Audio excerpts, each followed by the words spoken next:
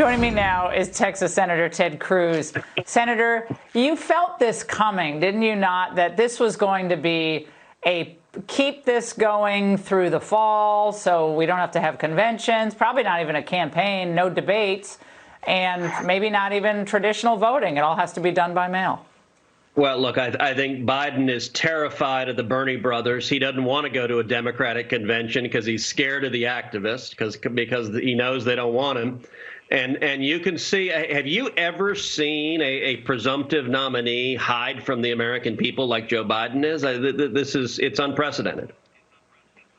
Well, I've never seen anything like it. And I've never seen anything like people concluding many months out that things need to be canceled or things need to be virtual, which means that they're not certainly not as meaningful to folks. It's just, I mean, why do they feel like the need to do that now? But you get the sense that the Democrats feel, some of the fringe at least, feels like this is the only way to ensure that they have a chance against Trump to keep this thing going all the way to the fall.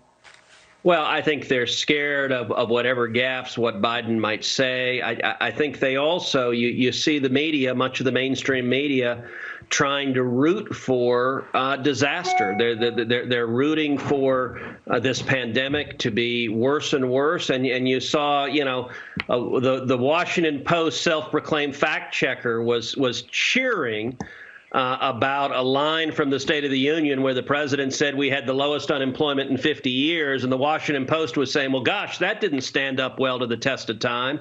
Well, no, you moron. We had the lowest African-American and Hispanic unemployment ever recorded until a global pandemic that originated in Wuhan in China came and ended up causing absolute chaos and catastrophe. But yet the media, we should be coming together to root for America, to root for defeating this pandemic and to root for jobs coming back. And I think too many partisan Democrats want to just use this catastrophe to attack Trump rather than come together and fight for our country.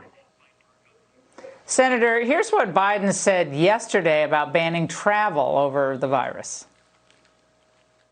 45 nations had already moved to keep block China's personnel from being able to come to the United States before the president moved. So it's about pace. It's about the urgency, and I don't think there's been enough of it.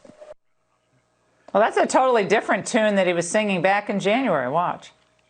This is no time for Donald Trump's record of hysterical xenophobia, and fear-mongering to lead the way instead of science. No, so why was that bad science in January, Senator Cruz, but good science today?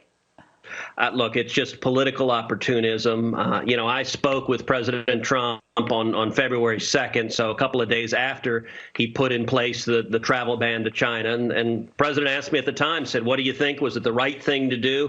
He was getting blasted by Joe Biden, being called a hysterical xenophobe. The New York Times was running editorials from op-ed columnists blasting him for putting the China ban in place. I told him back then, Mr. President, it's exactly the right thing. It'll have real negative economic consequences, but this coronavirus is too dangerous, and all of us need to do what we can to protect people's lives and safety. And, the CDC, I chaired a hearing on the coronavirus over a month ago. The CDC said the president's decision to halt air travel in and out of China and to quarantine any Americans coming back from China substantially slowed the growth of this virus in the United States, and it reduced the number of infections, and it saved lives in America. And yet, right now, Biden and Pelosi and the press are all trying to rewrite history to pretend they supported what they criticized and opposed at the time. Senator Cruz, Pelosi saying the next bill will be $1 trillion. Now, you're a fiscal hawk, and I think there are a lot of fiscal hawks that say they are but aren't really, but you are. There's a lot of stuff she's floating, Green New Deal, green infrastructure. We got to get back to work, Senator. That's if we don't get back to work, who's going to pay the tab here? Look, there is no doubt we have to get back to work. We've got two crises that are simultaneous. We've got a global pandemic that's a health crisis. We've got an economic All right, Senator Cruz, I shouldn't ask that last question. Thank you for being with us. Come back soon. We have the last bite coming up next.